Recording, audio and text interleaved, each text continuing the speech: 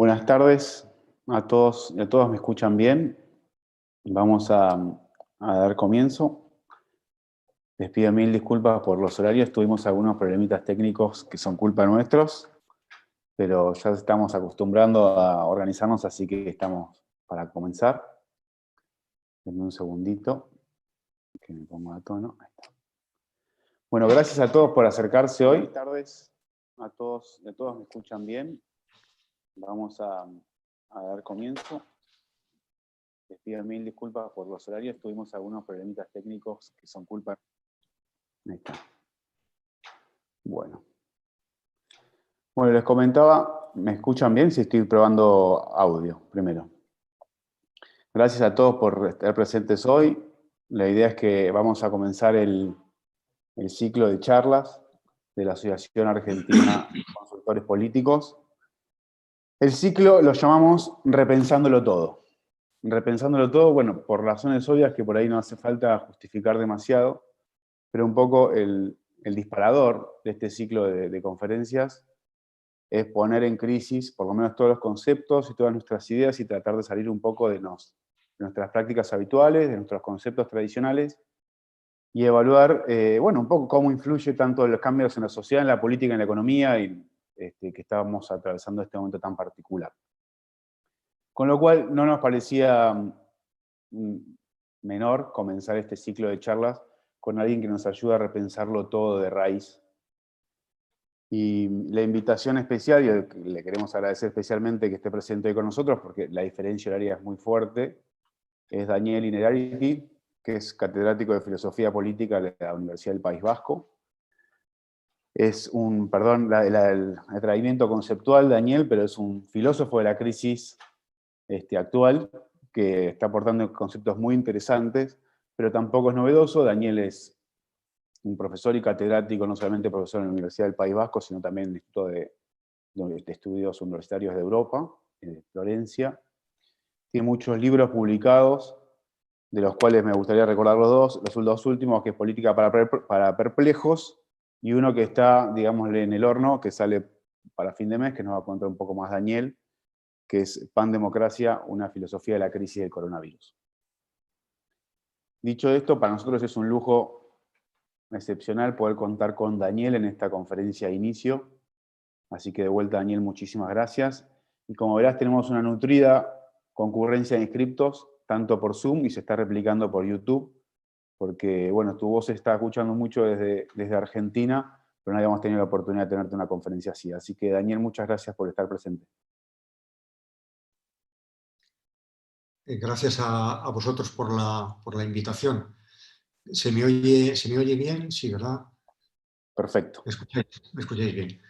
Bueno, yo llevo muchos años, yo diría que casi toda mi vida profesional dedicado al estudio de los sistemas políticos desde el punto de vista de la filosofía y especialmente tratando de elaborar lo que culminó en un libro que terminé en enero, que se llamaba Una teoría de la democracia compleja.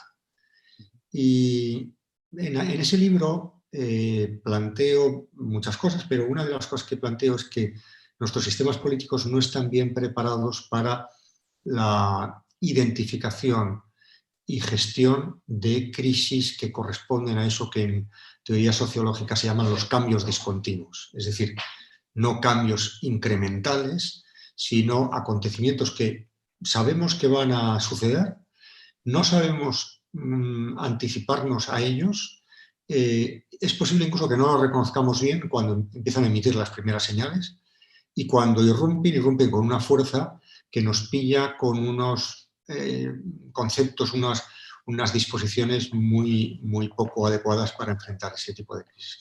Bueno, creo que esto es exactamente lo que ha pasado con la crisis sanitaria, ¿no? Que las primeras señales fueron identificadas como, bueno, pues una gripe estacional o algo que no iba a tener unas consecuencias demasiado dramáticas, o fue encuadrado como una guerra.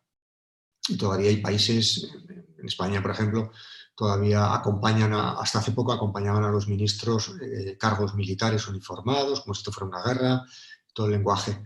Bueno, esto tiene que ver con esa contraposición que yo vengo haciendo hace mucho tiempo entre pensamiento simple y pensamiento complejo.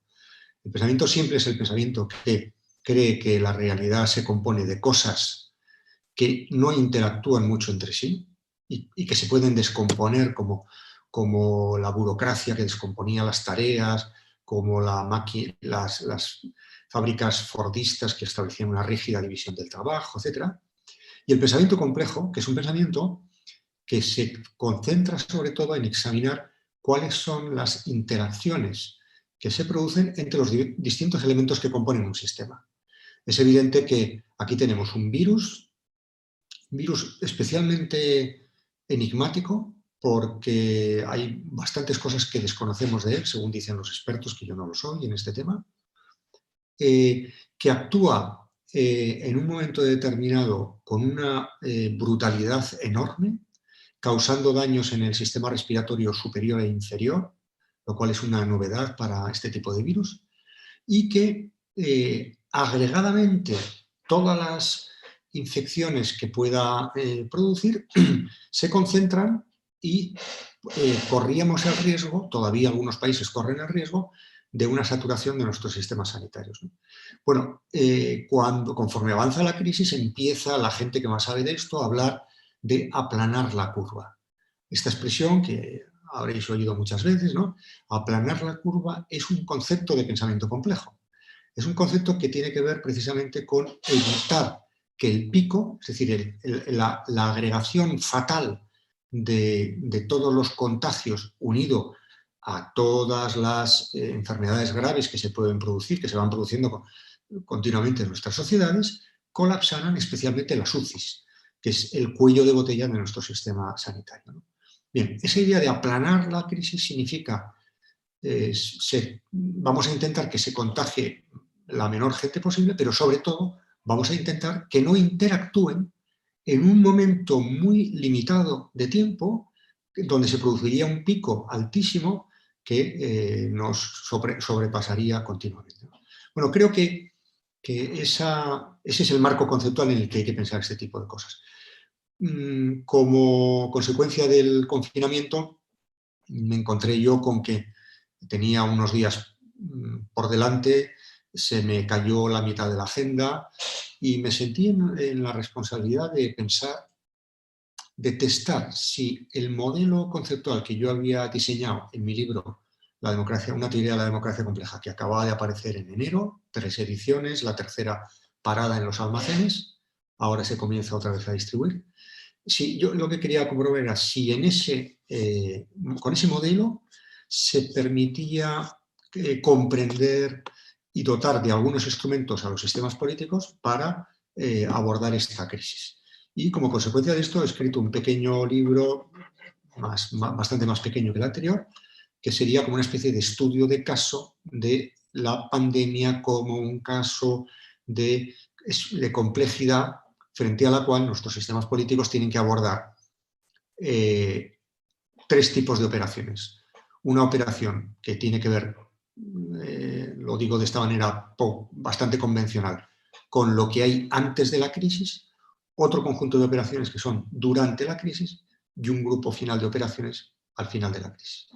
Las de antes de la crisis pues es muy evidente que no lo hemos hecho bien, tiene que ver con la identificación, con la posibilidad de identificar, de anticiparse, con el pensamiento estratégico. Yo creo que vivimos en democracias muy ocupadas en el presente, donde no hay incentivos para abordar el futuro y adelantarse a él, ¿no? En segundo lugar, hay que hacer una serie de operaciones en el momento de la crisis, en el momento en el que estamos ahora, el confinamiento, el cierre de fronteras en su caso, el tratamiento sanitario de la gente que llega a los hospitales, etcétera, etcétera, ¿no? Bueno, ahí, ¿qué elemento de complejidad aparece? Pues yo creo que aparece un doble elemento de complejidad. Y el primero es que hay que tomar muchas decisiones que tienen un carácter dramático. Hay que poner en una balanza una especie de triaje que nos obliga a tener en cuenta que hay, por un lado, un fuerte interés sanitario, salvar la vida de la gente, por otro lado, no hay que parar la economía Precisamente por esto no es una guerra, porque las guerras no paran la economía, y esto sí que ha parado la economía, ¿no? Pero no hay que parar la economía excesivamente, porque parar la economía excesivamente supone también dañar la vida humana y provocar también muchas muertes. Con lo cual hay un montón de decisiones estratégicas o dramáticas que hay que tomar. Y acompañado de esto, y es un tema que a vosotros os interesa de manera muy particular y sabéis muchísimo más que yo, esto hay que saberlo comunicar bien. Hay que comunicar en momentos de crisis, en momentos de decisiones dramáticas donde hay que elegir entre lo malo y lo todavía peor, hay que comunicarlo. En tercer lugar, y esto tendría más que ver con lo que vosotros me habéis planteado, de repensarlo todo, me interesa saber, y lo analizo un poco en la última parte de este pequeño libro, me interesa saber cómo vamos a salir de aquí. Desde varios puntos de vista. En primer lugar, ¿qué tipo de aprendizajes tenemos que hacer aquí? En segundo lugar, ¿qué tipo de instrumentos de configuración de la voluntad política necesitamos para abordar ese tipo de transformaciones? Y en tercer lugar, la gran incógnita la gran tarea que yo creo que ahora mismo se nos plantea a todos, ¿no? ¿Qué va a pasar con la globalización, con el sistema en el que vivimos? Porque hemos hecho una cosa muy parecida a parar el mundo, hemos parado el mundo por primera vez en la historia de la humanidad. La humanidad ha tenido muchas cosas muy dramáticas, ha tenido recesiones, ha tenido inflaciones, crisis profundas.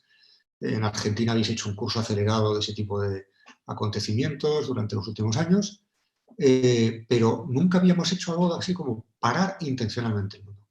Y esto nos plantea muchos debates, que si queréis en el coloquio que podamos tener, lo puedo responder a lo que sea capaz, que es qué tipo de plano, qué tipo de nivel de gobierno es más adecuado para realizar qué tipo de asuntos y para responder a qué tipo de riesgos. Es decir, yo creo que a partir de ahora se nos abre en el debate democrático una gran discusión acerca de cómo reidentificar los riesgos a los que nuestras sociedades están enfrentados y cómo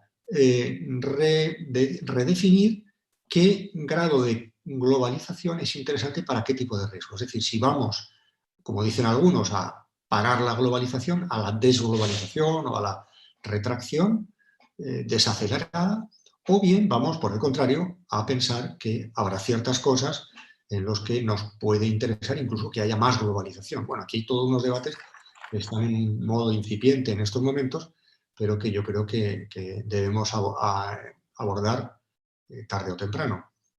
Y me parece que esto como exposición genérica para revolver un poco las cuestiones me parece que podría ser suficiente. No sé si os parece bien. Sí, Y yo me Daniel, muchas encanto gracias. y La recibo las idea preguntas. es que que puedas disparar y dinamizar la conversación porque sabemos que en España es más tarde, que por lo menos podamos tener algún ida y vuelta y nosotros estamos anotando algunas preguntas de los Muy bien. inscriptos. Pero te quería hacer una pregunta tomando la prerrogativa como moderador. Estamos habituados, ¿no? Poniendo en duda un poco en crisis lo que estamos habituados. Estamos habituados a democracias de alto contacto, ¿no? Tanto el hecho de los comicios, los actos públicos, toda la liturgia y el rito democrático hace de la masividad y el alto contacto. ¿Cómo se te ocurre, y esto es lo que estaba pensando, cómo se te ocurre que se vive una democracia de alto contacto y por ahí qué cosas se ponen en crisis de la democracia habitual? ¿Cuáles de los elementos republicanos, democráticos o liberales ponemos en crisis en una democracia de bajo contacto, digamos? Bueno, es un tema apasionante, ¿no? Donde depende para contestar a esa pregunta depende de cuándo nos situemos en el tiempo. Es evidente que ahora vamos a pasar un periodo hasta que haya una vacuna, si la hay, o unos cuidados paliativos, como pueden ser los que tiene el VIH, donde va a haber elecciones, por ejemplo, en el País Vasco, donde yo trabajo, probablemente haya elecciones dentro de mes y medio. Ya veremos, podéis aprender los argentinos, ya os contaré después cómo son, ¿no? Pero dejadme que ponga un ejemplo que está en mi experiencia. Cuando se produjeron las revoluciones de la primavera árabe, hubo una gran esperanza, yo creo que hubo una cierta inflación de que los medios digitales iban a sustituir a la ocupación de las plazas y de los espacios físicos, ¿no? Y yo recuerdo un debate en Alejandría con una de las militantes tunecinas que puso en marcha aquella cuestión, y yo era muy escéptico y discutimos con bastante dureza. Yo decía, yo creo que mi opinión era, en países como los países del norte de África, que son países muy tradicionales de estructura social, incluso de estructuras de poder, de patriarcado, del ejército, de la religión, etc. El hecho de que haya una pequeña élite digitalizada nos puede dar la impresión de que, una impresión engañosa, de que por controlar la digitalización tú estás controlando el país, ¿no? Me lo discutía, pero ya me hubiera gustado no tener razón, pero el hecho cierto es que en todos esos países las elecciones las ganaron los hermanos musulmanes o los ejércitos, fundamentalmente, ¿no? Es decir, que nos olvidamos de la ocupación física, los espacios siguen siendo importantes. Me parece que también es verdad que a medida que avance la digitalización, el espacio virtual, el espacio digital va a ser más importante, pero lo estamos viendo ahora mismo, desde luego en España, donde la educación estaba en un estado de transición digital, afortunadamente, pero no suficiente como para que crisis de este estilo se hubieran dado, se hubieran resuelto mejor, ¿no? Con lo cual, mi respuesta es, en este momento, el espacio físico, la proximidad, es todavía un elemento muy importante. Creo que transitamos a una cierta debilitación del lugar, del espacio, del contacto físico, pero eso no va, creo que, por lo menos en un horizonte inmediato, no va a producir eso que Luhmann llamaba la bagatelización del lugar. El lugar va a seguir siendo un espacio importante, aunque con menor importancia de la que tenía hasta ahora. Bien.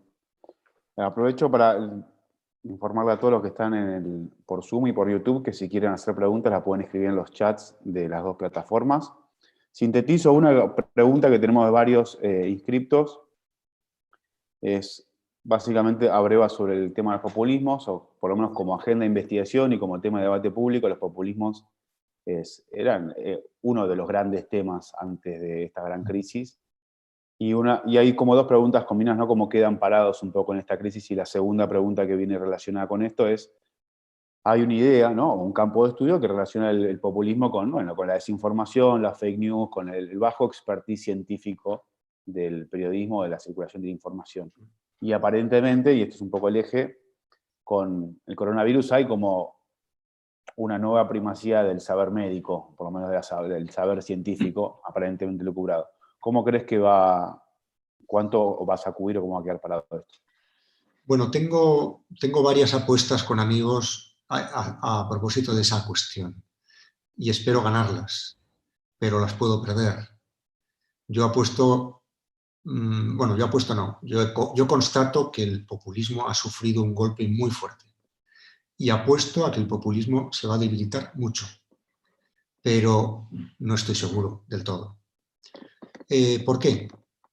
Primero, el populismo ha sufrido un duro golpe porque en un primer momento, esto ocurre en todos los momentos de crisis, en un primer momento de desconcierto, de incertidumbre, de miedo, hay una petición al saber experto de ayuda, se le dota incluso de una autoridad especial, ¿no? Eso ha pasado en todos los países, ¿no? Ocurrió también con la crisis anterior, con la crisis económica. Los economistas tuvieron un lugar preponderante en los debates públicos, ¿no?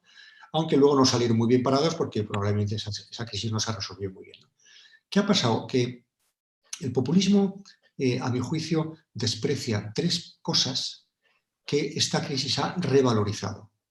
En primer lugar, desprecia la ciencia y esta crisis lo que ha puesto de manifiesto es que el lugar de la ciencia, de los expertos en el proceso de toma de decisiones políticas tiene que ser mayor, lo cual no significa que vayamos a darles a los expertos el poder. Entonces, porque la democracia, por definición, es gente no experta que manda sobre gente experta. Eso es, si nos cargamos eso, nos cargamos la democracia.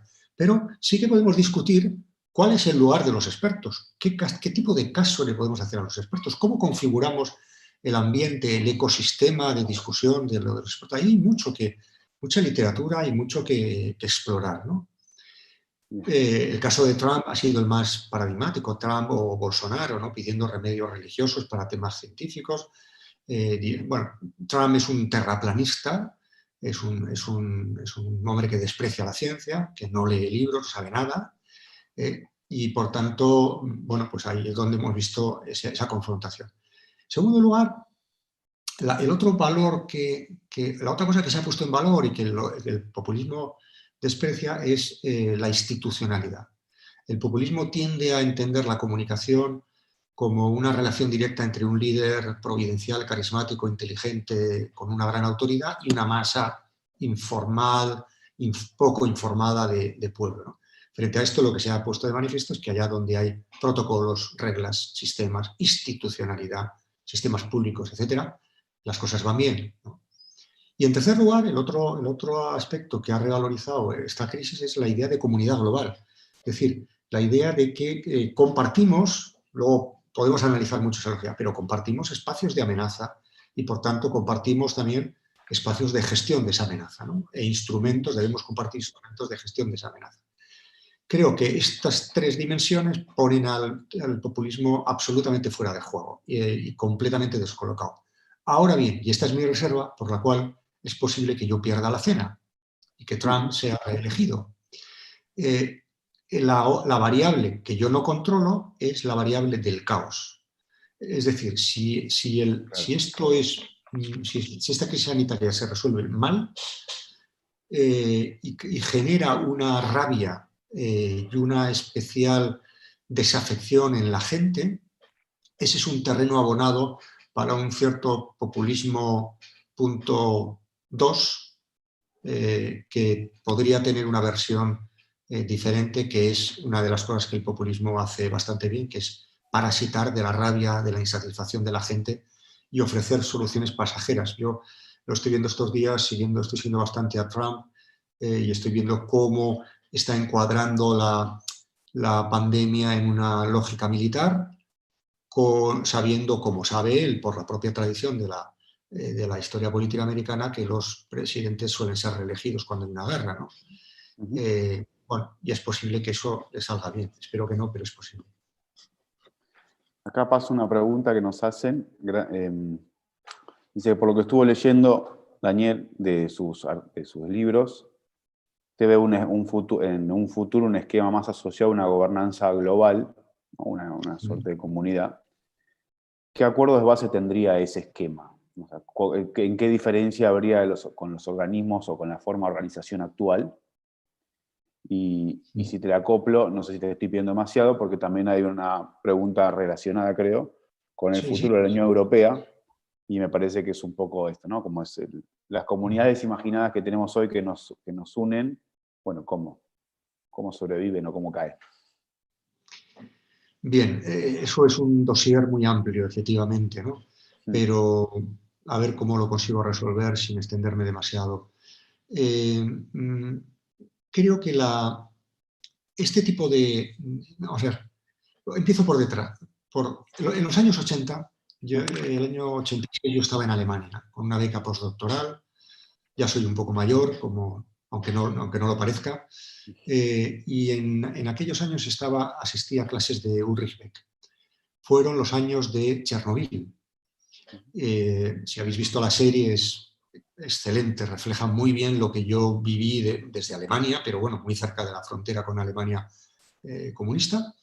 Ulrich Beck ya en aquel momento decía algo que se ha puesto de manifiesto. Ya me gustaría, porque luego nos hicimos muy amigos, ya me gustaría ahora poderle llamar, poderle haber escrito y haberle preguntado: Ulrich, ¿qué piensas de esta nueva situación? Porque yo creo que es el sociólogo que mejor ha entendido la lógica de los riesgos de la sociedad contemporánea, ¿no? Y Beck decía una cosa muy sencilla, ¿no? En el fondo, decía, cuando tenemos riesgos que por su origen, por su difusión y por su gestión involucran a muchísimos actores, tenemos que pensar en instrumentos integrados de decisión.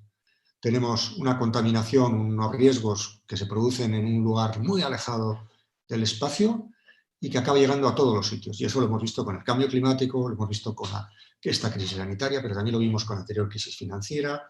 En una medida un poco diferente lo hemos visto con el terrorismo y lo hemos visto también con las crisis migratorias. Bueno, esto nos afecta a todos potencialmente. La contaminación es transfronteriza, es un fenómeno que trasciende las delimitaciones. Y claro, venimos de un mundo organizado a base de estados container, estados perfectamente delimitados cuya símbolo de soberanía es una frontera. Cuanto más alta y más inexpugnable, mejor, ¿no? Bueno, esto es claramente insuficiente para resolver y enfrentar el tipo de riesgos que tenemos hoy en día, y lo que nos exigen es espacios más integrados, es decir, ir a cesiones mayores de soberanía. Lo vinculo esto con la pregunta de Europa, porque hemos descubierto los europeos hemos realizado cesiones de soberanía muy importantes en temas como la defensa, como la moneda, como el control de fronteras, que no lo hay, salvo en este momento concreto. La ciencia, por ejemplo, es claramente un asunto ya de escala europea. El nivel de dinero que se mueve a escala europea es mucho más relevante que el que se mueve a escala nacional. Bueno, y de repente descubrimos que hay 60 funcionarios en Europa trabajando en un pequeño organismo de salud pública. 60 funcionarios no es nada. No es nada. Descubrimos con pavor que la Organización Mundial de la Salud no tiene dinero, tiene muy poca autoridad, tiene muy poca legitimación. Es un organismo en parte capturado por los chinos, sobre todo si se retira Trump y retira el dinero, claro, y por las empresas farmacéuticas. Es decir, que claramente necesitamos adquirir escala para dar una batalla que requiere una gran fortaleza en términos de conocimiento y en términos de cooperación. No sé si he respondido a las preguntas. Sí, excelente. Y te hago otra pregunta. Se podía mucho más. No, pero estaba perfecto, creo que abarcaste todo. Hay uno participante te propone un diálogo, si querés, con dos colegas, ¿no? Tomando frases como si fuera una encuesta. Una posición 1, una vez superada la pandemia, el mundo cambiará radicalmente, inevitablemente, Zizek. O volveremos a hacer más o menos lo mismo de siempre, Sabater. En ese continuo, Sloterdijk. ¿no? ¿Eh? ¿Pero quién has citado en segundo lugar? A Sabater, coterráneo. Sabater, vale. Sí. Bien. Comenzaré diciendo que creo que los filósofos no lo hemos hecho especialmente bien en esta pandemia. He visto, y no me gustaría cometer ese error, he visto intervenciones en los medios de comunicación de ciertos filósofos, Zizek, el más, no sé si brillante, por lo menos el más ostentoso, haciendo unas afirmaciones que carecen de base científica, que no resisten ninguna comparación y que parecen arengas en lugar de argumentaciones serias. Zizek lleva unos cuantos años ya, no le llevo la cuenta exactamente, pero igual 10 años, diciendo que esta crisis que tenemos, llámese la financiera, la migratoria, la terrorista, va a producir el golpe definitivo mortal, el big kill sobre el capitalismo global, ¿no? Y vamos a llegar a una especie de comunismo global, muy mal definido también por otro lado, ¿no? Yo ya me he cansado, de eso me he cansado. Creo que eso yo no me lo tomo en serio, ¿no? Y desde luego yo he escrito también un libro con carácter de urgencia, breve, rápido, que no es una tesis doctoral, ¿no? Y habrá muchas y muy buenas con el tiempo, pero me gustaría no haber cometido ninguno de los errores de Zizek, ¿no? Sabater me parece que tiene un pequeño punto de escepticismo o cinismo, si se quiere, pero tampoco ha aportado ningún argumento relevante, ¿no? Sabater no es un hombre que haya estudiado las políticas públicas o la cuestión ecológica, conozca la teoría de los riesgos, ¿no? Yo creo que ninguno de los dos están aportando un argumento serio para esto. Bueno, hay otros ejemplos de filósofos muy vergonzantes, como el de Sloterdijk o uno que me ha decepcionado muchísimo, Giorgio Agamben, diciendo que los estados de excepción de las democracias, que las democracias han detectado estos días, demuestran que su gran tesis es que, siguiendo a Carl Schmitt, las democracias en el fondo son estados de excepción, ¿no? Lo cual es una contradicción. Si han tenido que decretar el estado de excepción ahora es porque no lo eran antes. Pero bueno, yo creo que cuando alguien tiene una gran metáfora es muy difícil resistirse al encanto de aplicarla a todo, ¿no? Ujú. Yo creo que vamos a aprender de la crisis y por tanto vamos a iniciar transformaciones, no me cabe ninguna duda. Pero, primero, yo no sé cuáles van a ser. Si supiera, yo no estaría viviendo en la historia de los humanos. ¿Por qué? Porque la historia de los humanos es una historia en la cual suceden cosas imprevisibles. Entre otras cosas, que aprendamos. Yo aprendo, todos los días aprendo muchas cosas, porque estudio, hablo con gente inteligente como vosotros y me entero de cosas. Todos los días aprendo. Eso significa que no estaba predeterminado que yo fuera a aprender. Porque si yo supiera lo que voy a aprender, entonces ya lo sabría, no lo aprendería, ¿no? Entonces, creo que los seres humanos hemos aprendido de las crisis, se podían poner miles de ejemplos, desde todas las crisis de Europa ha habido un pequeño aprendizaje. Lo que pasa, y esta es mi posición, que aprendemos lentamente y poco. Es decir, no aprendemos hasta el grado que hubiera requerido eso. Y dejadme una pequeña precisión también, que es que aprendemos en función del pánico. Y cuando hay crisis que nos generan un gran pánico, un gran miedo, como por ejemplo esta, porque la muerte pasa por delante de nuestra casa, aprendemos más que cuando la muerte pasa lejana. Y la muerte pasa también con el cambio climático, con la crisis climática, y no nos está, a la humanidad en su conjunto y a los seres humanos en particular, no nos está llevando a modificar nuestra conducta, a favorecer los acuerdos globales que deberíamos llevar a cabo en la medida, en la magnitud correspondiente a la seriedad de la crisis. ¿Qué dice esto de nosotros como sociedad y como personas? Que reaccionamos muy bien cuando el miedo, cuando el objetivo de la crisis es cercano, visible, inmediato, y reaccionamos muy mal cuando se trata de riesgos o peligros latentes o alejados en el tiempo. Eso es un asunto que nos debería preocupar seriamente. Gracias, Daniel. Tomo otras preguntas. Alguien justo preguntaba sobre el cambio climático, creo que recién lo respondiste y está claro cómo quedó. Después nos hacían unas preguntas, nos habías comentado que tu especialidad no era en Latinoamérica, con lo cual no sé si te querés excusar o no, pero justamente nos preguntaban, la pregunta textual es si la principal amenaza a la democracia no es la violencia ni la corrupción, ni tampoco la ineficiencia, sino la simplicidad, o ese es uno de los puntos. Desde esa perspectiva, ¿cómo avisar un poco el futuro, la democracia en Estados Unidos, México, Brasil, Argentina? Preguntan. No hace falta que sea tan fino, tal vez, pero si nos puedes aportar alguna luz sobre eso, te agradecemos. Bueno, que yo no sepa mucho de América Latina no significa que no la quiera, no la tenga muy cercana y de hecho me llevo hoy tarde a dormir por culpa de América Latina, porque después de Te nosotros agradecemos. estoy con Valparaíso y muy a gusto y muy contento, ¿eh? Y me encanta ir allá y aprender de vosotros. De hecho, espero ir a Argentina, espero ir pronto. Bueno, en cuanto nos deje, pensaba ir pronto, pero quizás se retrase más.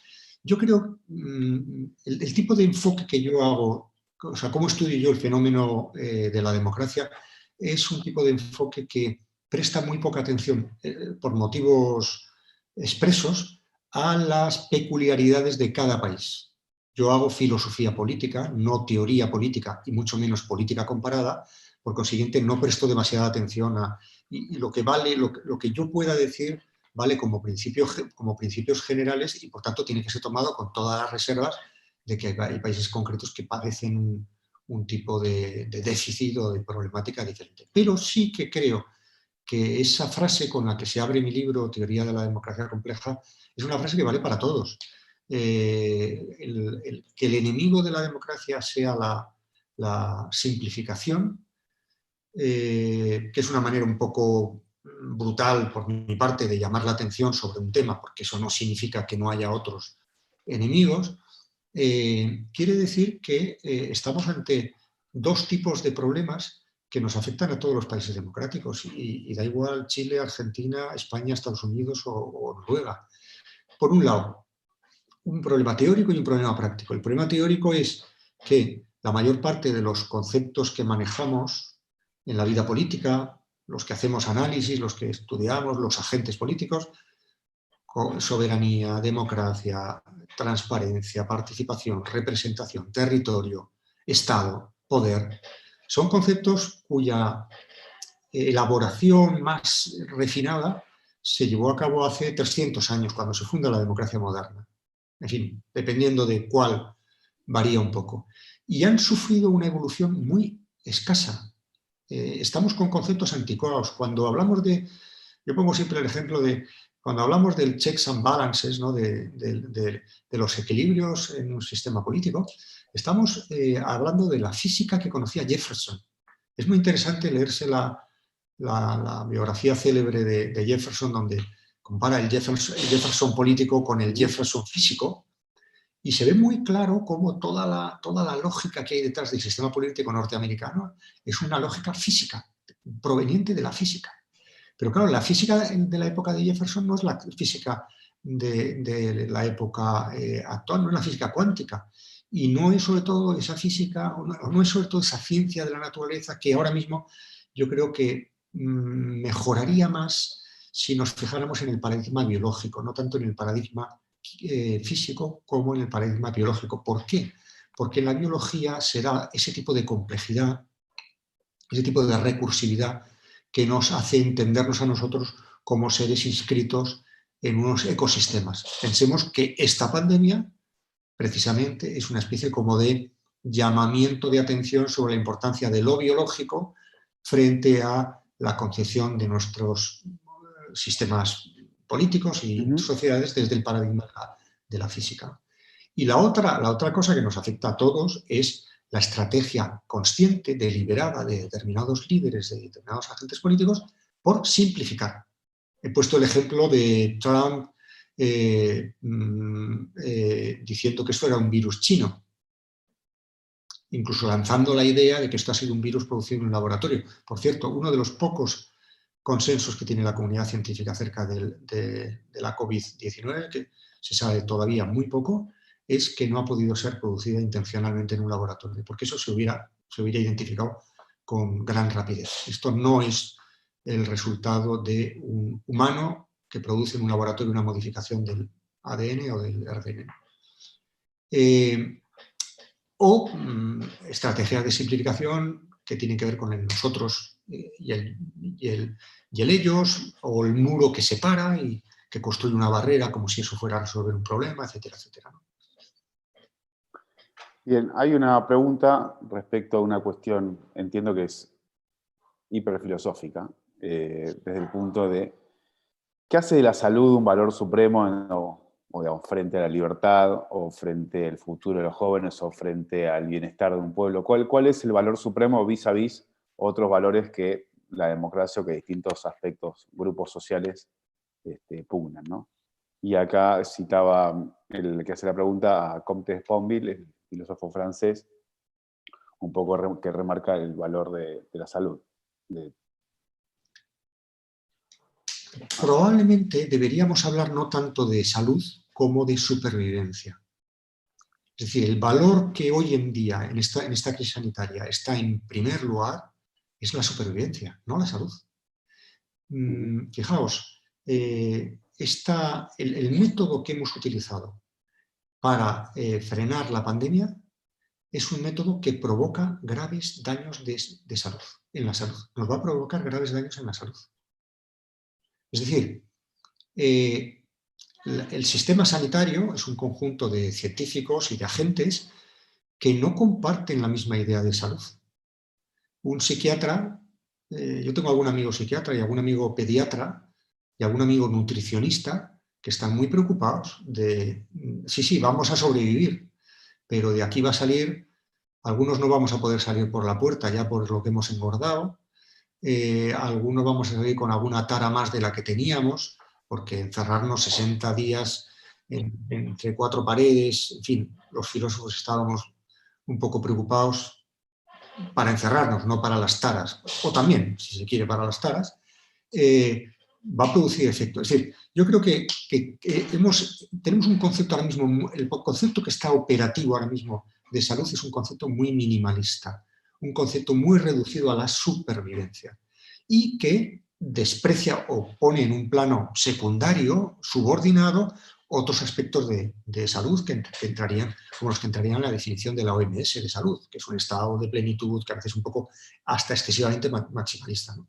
Por consiguiente, yo de alguna manera niego un poco la mayor en la formulación de la pregunta. No es que estemos en un horizonte de salud sin más, sino de supervivencias como condición de cualquier otra cosa. Pero es evidente que lo primero que tendremos que hacer es pensar en otras cosas, ¿no? En cuanto las exigencias de la supervivencia estén mínimamente garantizadas, tendrán que entrar otro ejército de médicos con otras especialidades, de entrada a sanar a los que no han podido sanar porque no eran tan urgentes, porque en la ciudad donde yo vivo, los que se dedicaban a oftalmología están de vacaciones, o han tenido que ceder sus camas a los pacientes de la UCI, ¿no? Pero hay gente que está enferma de la vista. En fin, aquí se van a producir tales desajustes en nuestra vida porque no estábamos preparados para esto, que ojalá sea verdad que recuperemos un concepto de salud como el de la OMS más completo. Bien. Daniel, te hago una última pregunta, tomando una licencia de imaginación. Antes citaste a Ulrich Beck, que te gustaría tenerlo para conversar hoy. ¿Qué pensaría? Si imaginemos ese ejercicio, si tuvieras para llevarnos tarea para el hogar, si tuvieras que ir a la biblioteca y decir, creo que este es el libro que hay que volver a releer, o este es el capítulo que hay que volver a tocar, o esta es la persona con la que me gustaría tomarme un café en este contexto para conversar, ¿qué nos recomendarías? No sé si esto me está permitido, pero yo volvería a...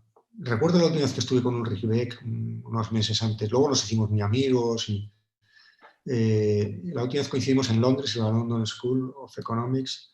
Yo estaba allí de profesor visitante y él también, pero yo me estaba yendo cuando él llegaba y comimos un día y yo ya para despedirnos y murió muy poco, 2 meses después creo que fue.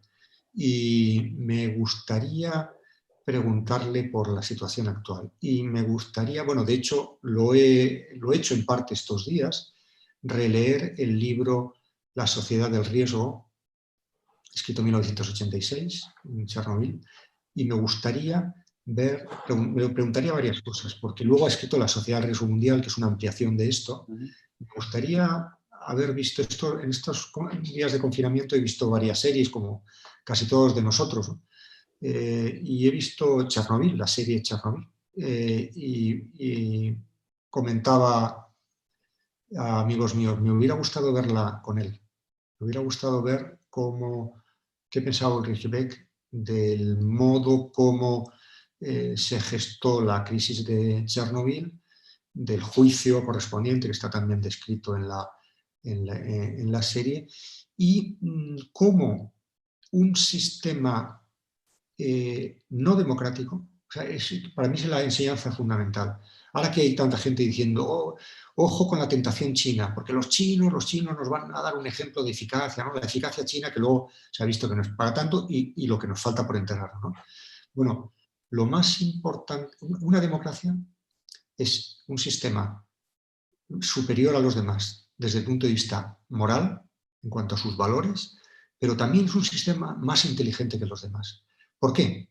Porque es un sistema donde fluye libremente la información, hasta efectos hasta dimensiones a veces incluso un poco penosas, porque fluye también la no información y los bulos, o la crítica a veces infundada, etcétera. Pero donde hay mucha información circulando, es más fácil hacerse con la información correcta para tomar mejores decisiones, que allá donde no hay flujo de información, hay un flujo de información puramente vertical. Los de abajo no dan más que buenas noticias a los de arriba, y todos, los de abajo y los de arriba, terminamos convertidos en unos estúpidos. Daniel, enormes gracias por quedarte hasta tarde, por trasnochar. Hay muchísimas más preguntas y mucha gente preguntándonos, no te queremos sacar más tiempo. Francamente, un placer compartir esta conversación con vos y un lujo para nosotros que hayas dado inicio al ciclo de conferencias virtuales de ASACOP. Estás invitadísimo a todas nuestras actividades. Ojalá que en algún momento se rehabiliten los vuelos y podamos tenerte en Argentina. Parecería que falta, pero bueno. Mil gracias de vuelta por acercarte a este horario. Sabemos que es adicional y un placer escucharte. Y aprovecho también para agradecer a todos los que estuvieron presentes, que un montón de personas participando, algunos no logramos pasar sus preguntas, pero mil gracias a todos también por estar presentes. Pues muchas gracias a ti, muchas gracias a Jacob y muchas gracias a todos y a todas los que estáis ahí detrás. Veo algunos pocos, pero me dicen los datos que hay más gente por ahí por detrás. Y nada, que aprovechéis estos días de reflexión y que demos también un impulso a lo que os interesa, que es que haya una democracia de calidad y una comunicación de calidad en nuestros sistemas políticos. Gracias, Daniel. Un placer de vuelta y a tus órdenes para lo que necesites. Adiós. Hasta luego. Saludos a todos y a todas.